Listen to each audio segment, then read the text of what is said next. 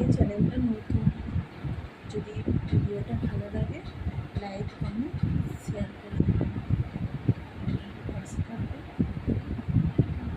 আরও নতুন নতুন ভিডিও চান কমেন্ট করে। এই সকালবেলা আমার ছেলেকে ডাকতে এলাম, ছেলে এখন ঘুমাচ্ছে। আবার ধোয়া চা খেলাম, এইভাবে ছেলে এখন ঘুমাচ্ছে, মেয়ে স্কুলে গেছে। ছেলে ঘুমাচ্ছে,